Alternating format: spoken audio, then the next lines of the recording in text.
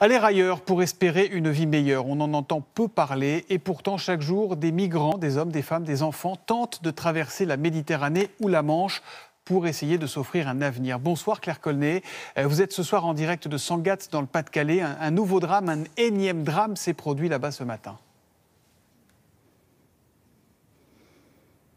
Oui, Thomas, un jeune Soudanais a été retrouvé mort ce matin sur cette plage. Selon le parquet, il avait pris la mer la nuit dernière avec l'un de ses amis âgé de 16 ans pour tenter de gagner l'Angleterre sur une embarcation de fortune, un petit bateau pneumatique qui a rapidement chaviré. L'homme ne savait pas nager.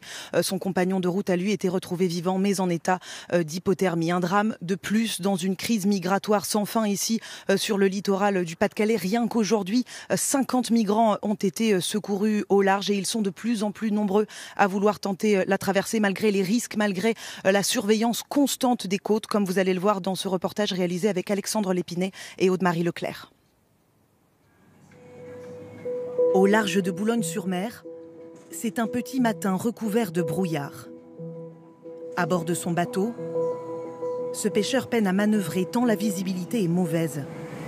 Mais comme chaque jour depuis 6 mois, quelles que soient les conditions météo, les mêmes messages résonne sur son poste radio. 50 55 00. À quelques kilomètres de là, un autre pêcheur a aperçu une embarcation en difficulté. J'ai vu à peu près 11 personnes, il y aurait une ou deux femmes et un gosse. Et selon vous, ils sont perdus là? Ils font route terre ou route Angleterre? Ils faisaient route à terre et là, ils refont route au large. Pour le pêcheur, aucun doute. Ces 11 personnes sont des migrants en perdition, désorientés au milieu du canal de la Manche. Avec le brouillard, ils sont un peu perdus.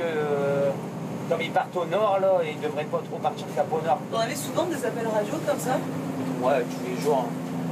Tous les jours en ce moment, et ça n'arrête pas. Et voici ce que l'équipage du bateau aperçoit souvent par temps clair. Des dizaines de migrants qui tentent de rejoindre l'Angleterre, serrés les uns contre les autres dans des zodiacs trop petits, ou même à bord de simples kayaks. Il y a 6 mois, Jean-Yves Noël est venu en aide à une embarcation en panne de moteur.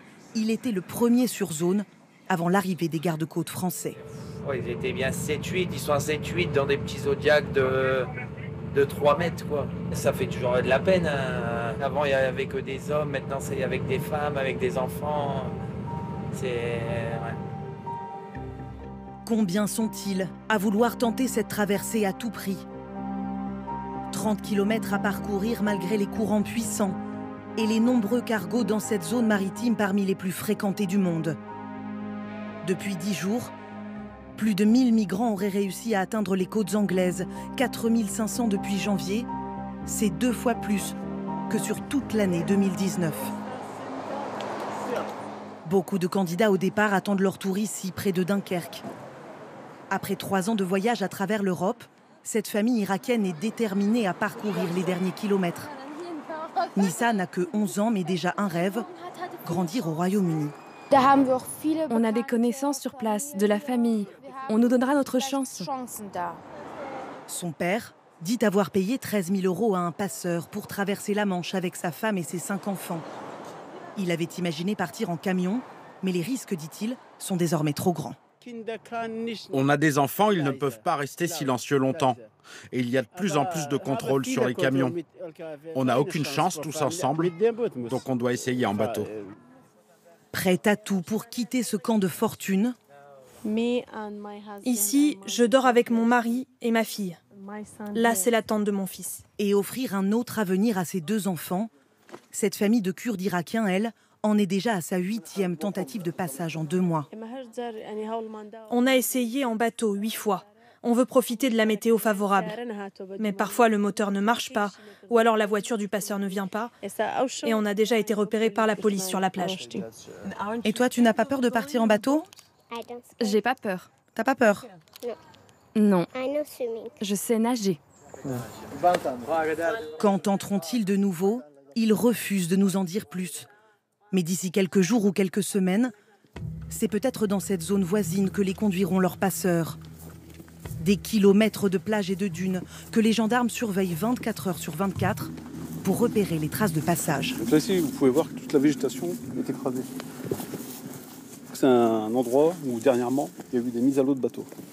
Un peu plus loin, une clairière cachée sous la végétation. Ici, une chaussure.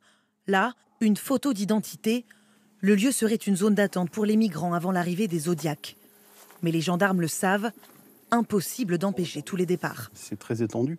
D'autre part, effectivement, les passeurs s'adaptent aussi. Ils savent qu'il y a des patrouilles de gendarmerie et au jour le jour, ils essayent de nous contourner. En juillet dernier, 72 traversées ont été interceptées par les forces de l'ordre. C'est 10 fois plus qu'en juillet 2019. En un an, au moins 5 migrants ont perdu la vie dans le canal de la Manche. Et ce soir, on apprend qu'au moins 45 migrants sont morts dans un naufrage. Ça s'est passé au nord de la Libye, en Méditerranée.